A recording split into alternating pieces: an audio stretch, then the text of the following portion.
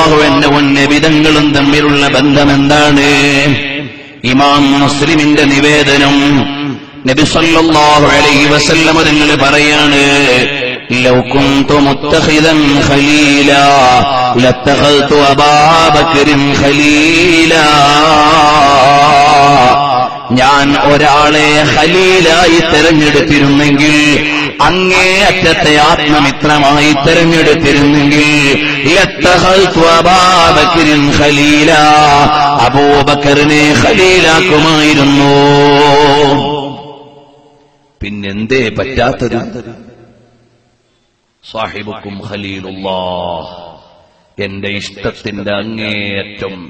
വല്ലദീന ആമനൂ അശദ്ദു ഹുബ്ബൻ ലില്ലാഹ്, അല്ലാഹുവിനോട് ഏറ്റവും ഇഷ്ടമുള്ളവരാണ് മുഅ്മിനീങ്ങൾ. എന്റെ ഇഷ്ടം മുഴുവനും എന്റെ റബ്ബിന് കൊടുത്തുപോയി, അല്ലാഹുവിന്റെ ഖലീലായി പോയി. തൊട്ടടുത്തുള്ള മഹബ്ബത്ത് എനിക്ക് സിദ്ദീഖിനോടാണ് എന്ന് അതിൽ അർത്ഥമുണ്ട്. അല്ലാഹുവിനോട് ഏറ്റവും വലിയ ഹുബ്ബ് കൊടുത്തുപോയി.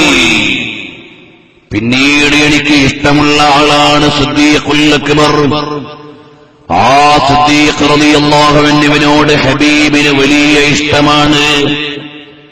നബി സല്ലല്ലാഹു അലൈഹി വസല്ലം തങ്ങൾക്ക് നീന്തറിയാം. ഹബീബ് പറഞ്ഞു, ഞാൻ ജുഹ്ഫയിലെ കുളത്തിൽ